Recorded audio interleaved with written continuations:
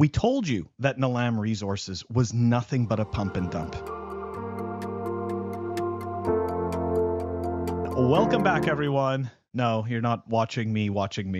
But yesterday, we dropped a clip about exposing essentially Nilam Resources and more specifically, essentially exposing the strange type of misinformation, how it has like an unofficial website, but also has an official website, has a COO on LinkedIn that has absolutely nothing to do with gold exploration, but yet their gold exploration talks about all the land that they own. So clearly this is nothing but a pump and dump scheme, and we exposed it as such yesterday in this clip that we actually dropped today, because that's what I do. I record clips one day and then I drop them the next day.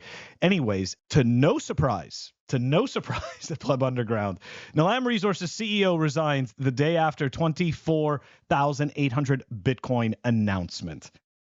Totally. I mean, this couldn't have worked out better in terms of storytelling. I'm actually a bit impressed with the CEO, because it seems as though when we go through the article, you'll see it seems as though this was in the works for a while, and it looks like he didn't want to be a part of it. So, you know what? Hats off to him for actually saying the right things. And let's dive into this story a little bit more here. So in a confusing press release that described a letter of intent, which we covered yesterday, a penny stock, it's more importantly a over-the-counter pink sheet penny stocks. Now, there's different types, right? There's over-the-counter penny stocks, and then there's over-the-counter pink sheets. Okay, pink sheets are the worst, the lowest of the low. Okay, and what people should keep in mind is that pink sheets, even though it's absolute dog crap, it's still of a slightly higher quality than an altcoin. Anyways, because altcoins can actually die. I've explained this before in the past, even though this clip has nothing to do with altcoins. Just quickly, once an altcoin comes out, right, one of these shit coins, they never actually die. It always just exists. Whereas stocks, indeed, eventually there will be nobody willing to provide the liquidity for this stuff. But you see, with shitcoins, even if nobody's willing to provide the liquidity, the shitcoin still exists. Anyways, let's continue here. So, along with Meritus-based company Zyberdata, it would be acquiring yet to be established special purpose entity called Mindwave, so it can get its hands on 24,800 Bitcoin. Keep in mind, neither of these businesses actually had any of this Bitcoin. All it was them saying, hey, we would like to acquire this amount of Bitcoin, but we don't have any money for this. So the confusion around the acquisition is compounded by the current financial status of each firm, with Nilam Resources Corporate Snapshot projecting it will have only $2 million in earnings before interest, taxes, depreciation, and amortization. Zyberdata's unaudited financial statements reveal it had approximately $70 million in shareholder funds, with only $1.5 million cash in hand. This is significantly less than the approximately $1.2 billion price of the Bitcoin these firms are supposedly acquiring. And it's not clear how either firm would raise that much. However, the press release did note that Nilam will be issuing new Class C stock as part of this transaction. So essentially, the scam would have been that they, at least this is the way I see it, they would create this new class of stock on significantly less than $1.2 billion worth of Bitcoin, if purchasing any Bitcoin at all. And then from the proceeds of selling that stock, they would have claimed to be purchasing Bitcoin.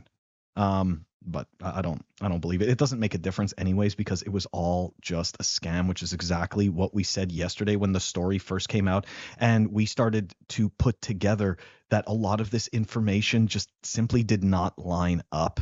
Protos called Nilam Resources executive Ron McIntyre to ask about the Bitcoin acquisition and was told in no uncertain terms that as of today, he had resigned as CEO and had his name removed from all corporate documents.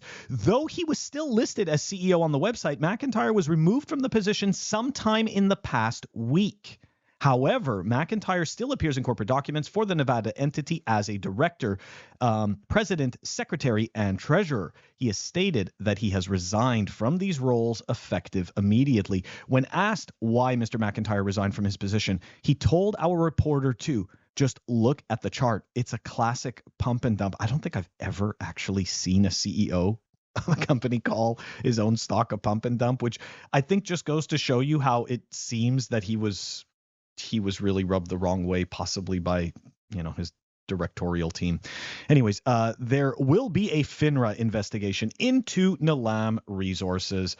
That's right, guys. This is what I wanted to talk about today. Look, we say it time and time again. We're entering the bull run, all the euphoria, all these happy people. And look, this is a great opportunity for companies that nobody ever heard of, businesses that are quite frankly failing, to try to create some noise for themselves, some buzz. And in doing so, right, they really have nothing to lose. Like Nilam Resources is a pump and dump. I showed you guys the chart from yesterday. This thing has been flat, dead money for half a decade. All right. So the idea that all of a sudden they're going to be these value creating companies, it's just absolute nonsense. And like I said, they had nothing to lose. Look, their stock price just pumped. So all they had was nothing to lose and a whole lot of percentage to gain. And now they could just go back to being irrelevant again. That's pretty much it.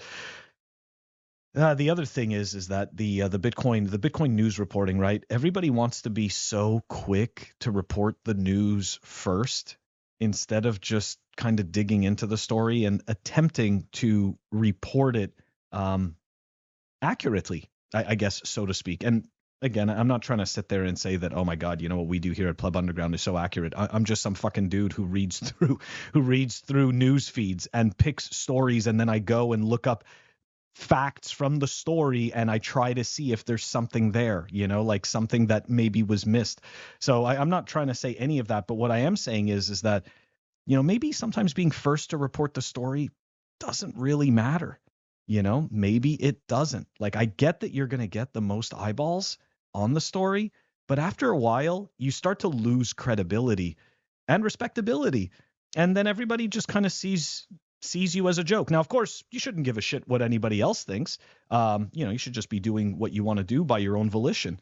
But also at the same time, right? If your hobby or your business is to try to report on the happenings in and around Bitcoin, then instead of trying to report it first, you should just try to report it most accurately, I guess.